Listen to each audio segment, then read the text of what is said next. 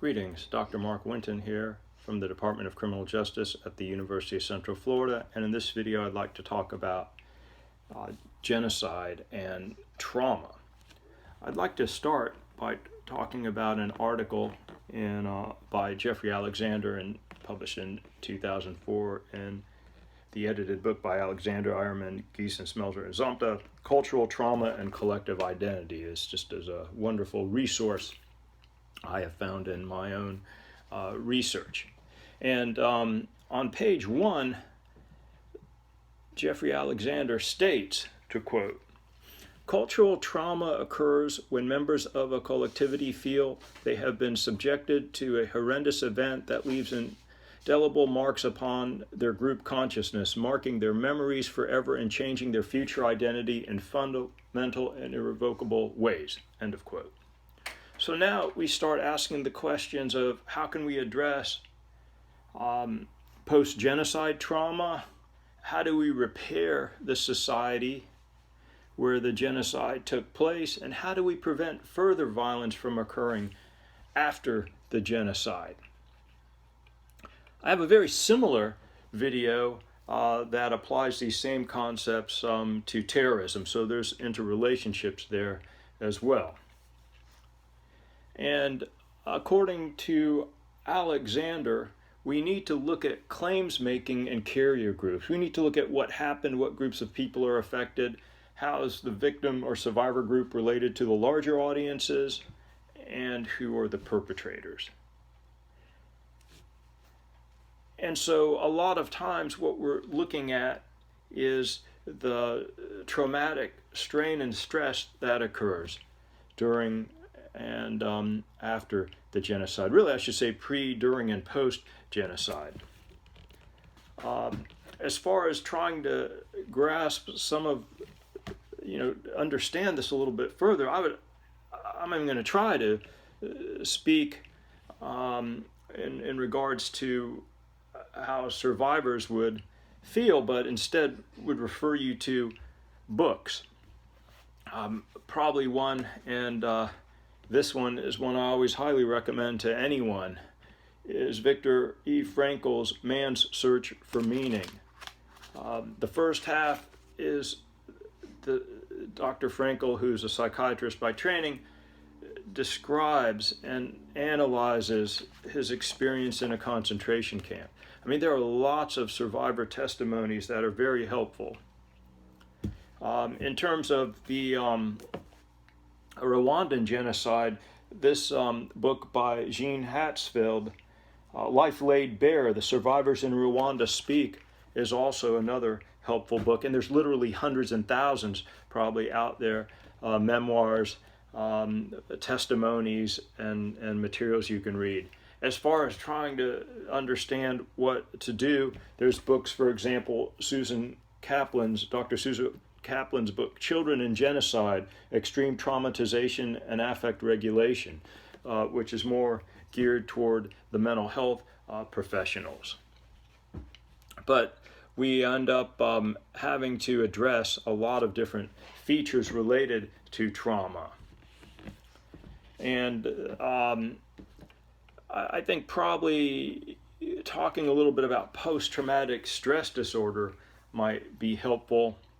And you can read about post-traumatic stress disorder as far as a diagnosis is concerned in the Diagnostic and Statistical Manual, 5th edition, text revision 2022, and get the details on that. And really what we're talking about is when people are exposed to actual or threatened death or a serious injury or different types of violence.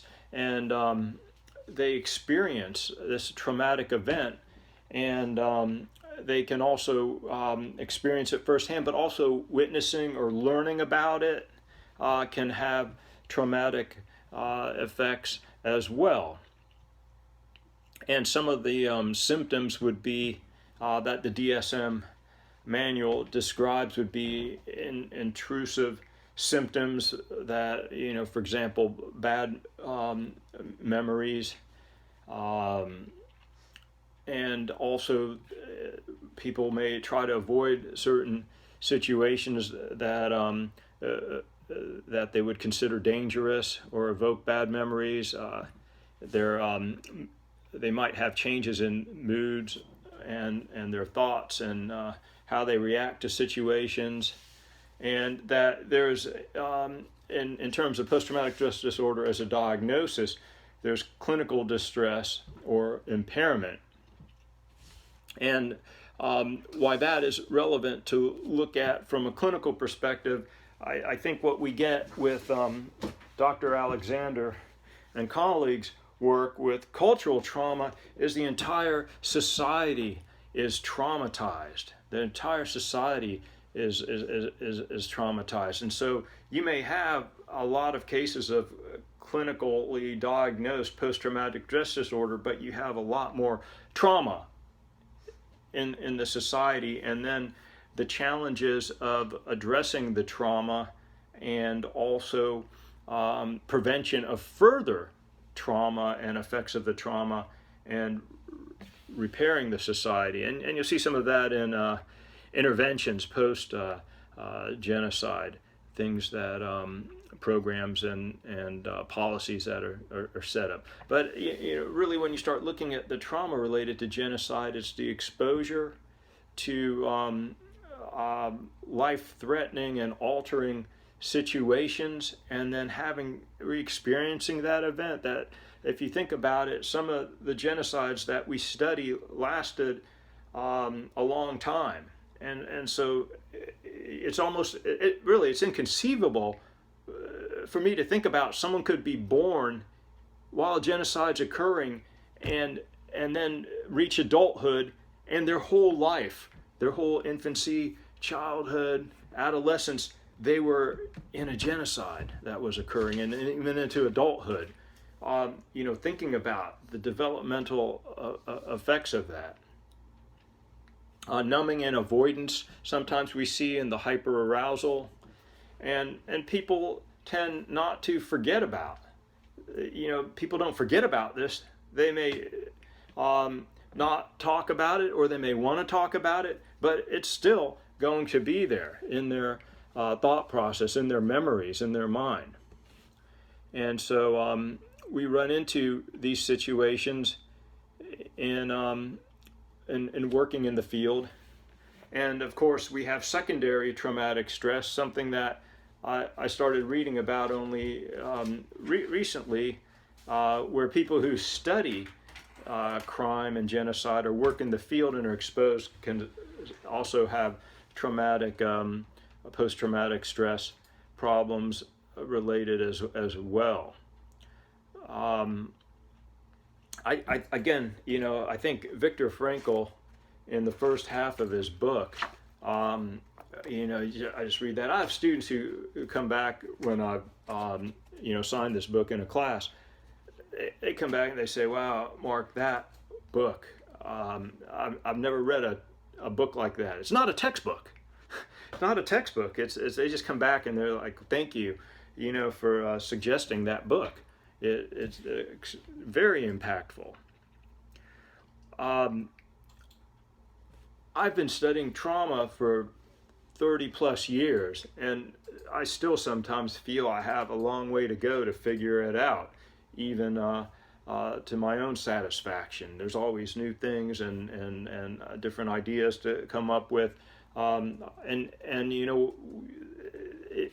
are different types of traumatic experiences and different effects.